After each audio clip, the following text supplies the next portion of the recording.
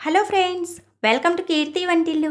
ఈరోజు వీడియోలో ఇడ్లీ, దోశ, వడ, పూరి ఇలా ఏ టిఫిన్స్లోనికైనా చాలా టేస్టీగా ఉండే చట్నీ చేసి చూపిస్తాను. ఈ చట్నీ చేసుకోవడం కూడా చాలా ఈజీ, తక్కువ టైంలో చాలా టేస్టీగా చేసుకోవచ్చు. ఎలా తయారు చేసుకోవాలో ఇప్పుడు చూసేయండి. స్టవ్ ఆన్ చేసుకుని కడాయి పెట్టుకొని 2 టేబుల్ స్పూన్లు నూనె వేసుకొని వేడి చేసుకోండి. నూనె కొద్దిగా వేడైన తర్వాత 1 కప్పు పల్లీలని వేసుకొని ఫ్రై చేసుకోవాలి. పల్లీలని సన్నటి మంట పైన ఎర్రగా వచ్చేంత వరకు ఫ్రై చేసుకోండి. ఇలా కొంచెం ఎర్రగా వచ్చేంత వరకు ఫ్రై చేసుకున్న తర్వాత అదే కప్పుతో అరకప్పు పుట్నాల పప్పులు వేసుకొని ఫ్రై చేసుకోవాలి. పుట్నాల పప్పులను కూడా సన్నటి మంట పైన కొద్దిగా కలర్ మారేంత వరకు ఫ్రై చేసుకోండి. ఇలా పల్లీలని పుట్నాల పప్పుల్ని కొద్దిగా లైట్గా ఫ్రై చేసుకున్న తర్వాత ఒక మీడియం సైజు ఉల్లిపాయను సన్నటి ముక్కలుగా కట్ చేసుకొని వేసుకోవాలి. ఉల్లిపాయ ముక్కల్ని కూడా కొద్దిగా పచ్చివాసన పోయేంత వరకు ఫ్రై చేసుకోండి.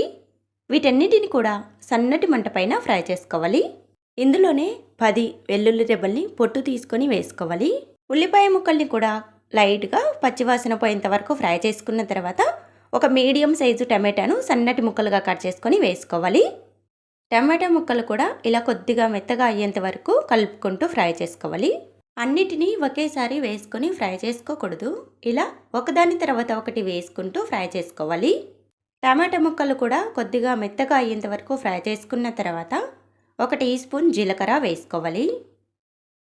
1 టీ స్పూన్ కారం పొడి వేసుకోవాలి. కారం పొడికి బదులుగా ఎండుమిర్చి 4 వేసుకోవచ్చు. 1/2 టీ స్పూన్ పసుపు వేసుకొని మొత్తం బాగా కలిసేలా కలుపుకోవాలి. అన్నిటినీ బాగా ఫ్రై చేసుకున్న తర్వాత లాస్ట్గా పసుపు, కారం అనేది వేసుకోవాలి. ముందుగానే వేసుకోవద్దు. ఇలా బాగా కలుపుకుంటూ అన్నిటినీ సన్నటి మంట పైన బాగా ఫ్రై చేసుకున్న తర్వాత స్టవ్ ఆఫ్ చేసుకోవాలి. ఇప్పుడు పెద్దగా ఉండేది ఒక మిక్సీ జార్ తీసుకోండి. అందులోనికి ఈ ఫ్రై చేసి పెట్టుకున్న పల్లీలు, పప్పులని వేసుకోవాలి. ఇలా అన్నిటినీ వేసుకున్న తర్వాత 1 టీ స్పూన్ ఉప్పు వేసుకోవాలి. చిన్న ఉసిరికాయ సైజ్ అంతా చింతపండుని శుభ్రంగా కడిగి వేసుకోవాలి. ఇప్పుడు పల్లీలు మునిగే కంటే కొంచెం ఎక్కువగా నీళ్ళని వేసుకోవాలి. ఇప్పుడు వీటన్నిటిని బాగా మెత్తగా మిక్సీ పట్టుకోవాలి. ఇలా మెత్తగా మిక్సీ పట్టుకున్న చట్నీని ఒక గిన్నెలోనికి వేసుకోవాలి. చట్నీ ఎక్కువ పల్చగా ఉండకూడదు, మరీ గట్టిగా ఉండకూడదు. ఈ విధంగా ఉండాలి. చట్నీని ఈ విధంగా చేసుకున్న తర్వాత ఈ చట్నీకి పోపు వేసుకోవాలి. పోపు కోసము 2 టేబుల్ స్పూన్లు వేడి నూనెలో 1 టీ స్పూన్ మినపప్పు, 1 టీ స్పూన్ శనగపప్పు, 1 టీ స్పూన్ ఆవాలు, 2 ఎండుమిర్చిని తుంపుకొని వేసుకోవాలి.